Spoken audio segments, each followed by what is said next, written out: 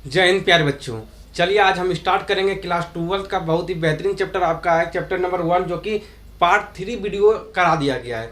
3 video हो गया इसका, ये आपका चौथा वीडियो है। चलिए इस वीडियो में जानते हैं विद्युत द्विध्रुव आघूर्ण के बारे में समझेंगे, विद्युत फ्लक्स के बारे में समझेंगे, ठीक है। और उसके बाद समझेंगे निरक्षीय स्थिति पर विद्युत द्विध्रुव आघूर्ण की तीव्रता समझेंगे। उसके बाद समझेंगे विद्युत द्विध्रुव सदिश अक्षीय स्थिति में विद्युत द्विध्रुव आघूर्ण की तीव्रता, है ना। ये सभी चीज़ों के बारे में आज इस वीडियो में डिस्कशन करेंगे। चलिए प्यारे बच्चों, अगर आप वो सभी वीडियो नहीं देखे जाकर आप देख लीजिएगा।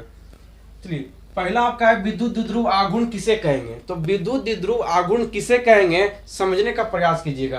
कहा गया दो समान परिमाण तथा विपरीत आवेश। कहने का मतलब यह है कि दो समान आवेश, दो समान परिमाण और आवेश कितना कैसा होना चाहिए। तो विपरीत आवेश, अगर एक माइनस क्यू आवेश है तो दूसरा प्लस क्यू आवेश होना चाहिए, दूसरा प्लस क्यू आवेश होना चाहिए। तो दो समान परिमाण और विपरीत आवेश अल्प दूरी पर रखी हो। कहां पर रखी हो? तो अल्प दूरी पर रखी हो तो आवेश के परिमाण को क्या कहेंगे? तो विद्युत द्विध्रुव आघूर्ण कहते हैं। कहने का मतलब यह है कि दो समान परिमाण होना चाहिए, दो समान परिमाण तथा विपरीत आवेश कैसा होना चाहिए? तो विपरीत आवेश, और वो भी क्या होना चाहिए? तो अल्प दूरी पर होनी चाहिए। अल्प दूरी मतलब होता है बहुत ही कम दूरी पर, उसी को कहा जाता है अल्प दूरी। तो दो समान परिमाण तथा विपरीत आवेश अल्प दूरी पर रखी हो, उसी को क्या कहते हैं? तो विद्युत द्विध्रुव आघूर्ण कहते हैं। तो आशा नहीं पूर्ण विश्वास है कि आपको समझ आ गया होगा, ठीक है। चलिए, और विद्युत द्विध्रुव आघूर्ण आपसे बोर्ड एग्जाम में नहीं पूछा जाता प्यारे बच्चों।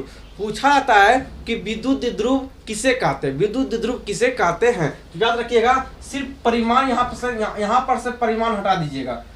दो समान परिमाण तथा विपरीत आवेश अल्प दूरी पर रखी हो, उसी को क्या कहेंगे? तो विद्युत द्विध्रुव कहते हैं, उसी को विद्युत द्विध्रुव कहते हैं। तो याद रखिएगा कि दो समान परिमाण विपरीत आवेश अल्प दूरी पर रखी हो, उसी को क्या कहेंगे? तो उसी को कहेंगे विद्युत द्विध्रुव कहेंगे, ठीक है। चलिए, मात्रक इसका याद रखिएगा, बोर्ड एग्जाम में मात्रक पूछा जाता है प्यारे बच्चों। बोर्ड एग्जाम में मात्रक पूछा जाता है और डायरेक्ट मात्रक जो है बनता है बोर्ड एग्जाम में। तो मात्रक इसका होता है कूलाम गुने मीटर। इसका फॉर्मूला भी कभी कभी पूछ लेता है। फॉर्मूला इसका होता है P बराबर Q गुने 2L। P बराबर होता है Q गुने 2L। आप यहाँ पे ध्यान दीजिएगा, ये जो फॉर्मूला होता है, ये फॉर्मूला के जरिए जो है आप क्या कर सकते हैं? तो डेरिवेशन आप सोल्व कर सकते हैं। तो ये फॉर्मूला की जरूरत आपको कहाँ पड़ेगा? तो डेरिवेशन में बनेगा, ठीक है। तो डेरिवेशन जब आपको बताएंगे तो वहां पे इसका जरूरत पड़ेगा। जैसे देखिए, हो गया। उसके बाद याद रखिएगा, नोट करके आप लिख लीजिए, नोट करके लिखिए कि विद्युत द्विध्रुव सदिश राशि होता है। विद्युत द्विध्रुव कैसा राशि होता है? तो विद्युत द्विध्रुव जो होता है वो सदिश राशि होता है। विद्युत द्विध्रुव कैसा राशि होता है? तो विद्युत द्विध्रुव जो होता है वो सदिश राशि होता है। और दिशा इसका क्या होता है? दिशा इसका होता है माइनस क्यू से प्लस क्यू की तरफ होता है। दिशा इसका क्या होता है? माइनस क्यू से लेकर प्लस क्यू की तरफ इसका दिशा होता है। किसका? तो विद्युत द्विध्रुव आघूर्ण का दिशा कहाँ से होता है? तो माइनस क्यू से प्लस क्यू की तरफ होता है। कहने का मतलब यह है कि माइनस क्यू आगे होना चाहिए और प्लस क्यू जो होता है इसका पीछे होना चाहिए, ना कि प्लस क्यू आगे और माइनस क्यू पीछे। ऐसा नहीं होना चाहिए।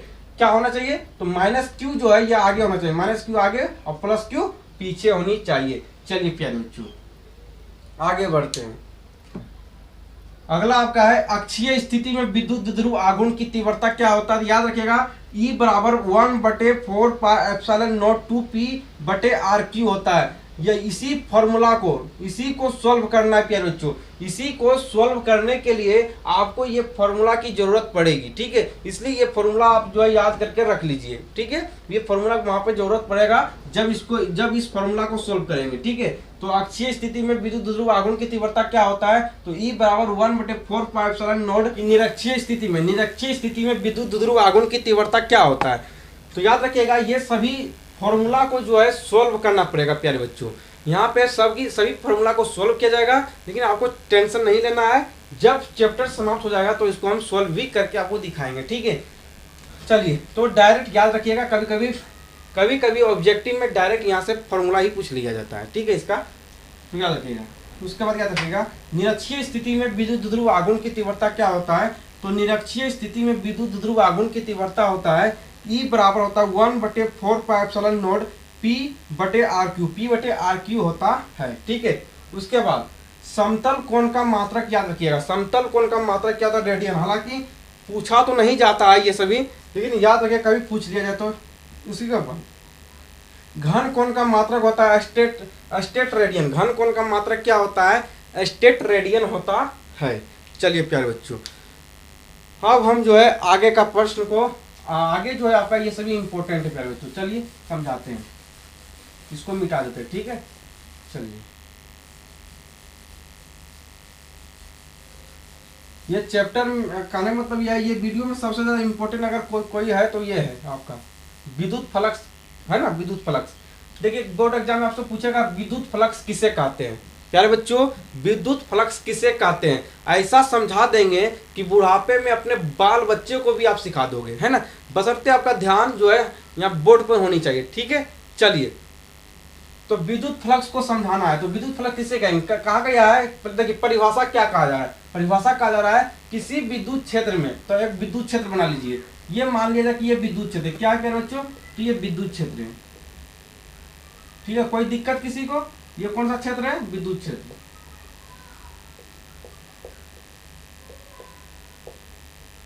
किसी विद्युत क्षेत्र में उपस्थित काल्पनिक पृष्ठ, किसी विद्युत क्षेत्र में उपस्थित काल्पनिक पृष्ठ के सामने चीज काल्पनिक, किसी विद्युत क्षेत्र में उपस्थित काल्पनिक पृष्ठ, मान लिया जाए कि ये काल्पनिक पृष्ठ है। ठीक है, ये क्या है? तो काल्पनिक पृष्ठ है।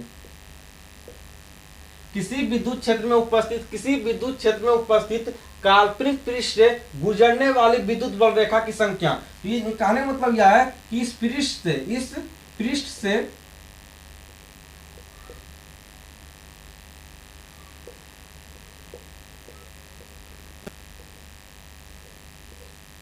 देखिए समझिएगा,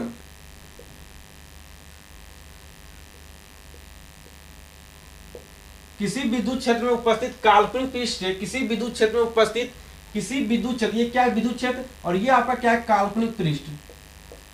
ये क्या है? तो काल्पनिक पृष्ठ। ये क्या है? काल्पनिक पृष्ठ। और ये क्या है? विद्युत बल रेखा की संख्या, विद्युत बल रेखा। समझिएगा, विद्युत क्षेत्र में उपस्थित क्या होने चाहिए? तो विद्युत क्षेत्र में उपस्थित काल्पनिक पृष्ठ, विद्युत क्षेत्र में उपस्थित काल्पनिक पृष्ठ, और इस काल्पनिक पृष्ठ से गुजरने वाली विद्युत बल रेखा, ये विद्युत बल रेखा की संख्या को क्या कहा जाएगा? तो विद्युत फ्लक्स कहा जाता है। विद्युत फ्लक्स कहा जाता है। अगर इधर से जा रहा है, अगर इधर से विद्युत फ्लक्स जा रहा है तो इसका कोई मायने नहीं है, इसका कोई माँ बाप नहीं है। तो विद्युत फ्लक्स कहां से होकर जाना चाहिए? तो विद्युत बल रेखा की संख्या कहां से होकर जानी चाहिए? तो विद्युत बल रेखा की संख्या जो है ये काल्पनिक पृष्ठ से गुजरनी चाहिए। तो इसी को क्या कहा जाता है? इसी को विद्युत फ्लक्स कहा जाता है। कहने का मतलब यह है कि फिर समझिएगा कि किसी विद्युत क्षेत्र में उपस्थित काल्पनिक पृष्ठ से गुजरने वाली विद्युत बल रेखा की संख्या को क्या कहा जाता है? तो विद्युत फ्लक्स कहा जाता है। आ गया समझ में? चलिए उसके बाद विद्युत फ्लक्स को फाई से प्रदर्शित किया जाता है। याद रखिएगा कि विद्युत फ्लक्स को क्या चीज से प्रदर्शित करते हैं? तो विद्युत फ्लक्स को फाई से प्रदर्शित करते हैं। और फाई ई बराबर क्या? फाई ई बराबर होता है ईडीए कोस थीटा होता है। याद रखिएगा फाई बराबर क्या होता है? तो ईडीए कोस थीटा होता है। ठीक है, चलिए उसके बाद विद्युत फ्लक्स का मात्रक क्या होता है? तो विद्युत फ्लक्स का मात्रक होता है न्यूटन मीटर स्क्वायर बटे कूलाम। ठीक है, विद्युत फ्लक्स का मात्रक आपके बोर्ड एग्जाम में जो है ऑब्जेक्टिव में पूछा जाता है प्यारे बच्चों। तो विद्युत फ्लक्स का मात्रक होता है न्यूटन मीटर स्क्वायर बटे कूलाम। उसके बाद एक याद रखिएगा कि जब हम आपको कूलाम के नियम जब हम बताए थे पार्ट 3 वीडियो में, तो उसमें हम ये शायद नहीं बताए थे। याद रखिएगा कूलाम के नियम का सदिश स्वरूप क्या होता है? तो कूलाम के नियम का सदिश स्वरूप होता है F बराबर होता है 1/4πε0 Q1 into Q2 है ना, ब्रैकेट R पर पावर क्या, R जो है R पर क्या दिया? वेक्टर। इस क्या वेक्टर मतलब सदिश। क्या है ये? इसको क्या है? तो ये तीर क्या चीज को दर्शाता है?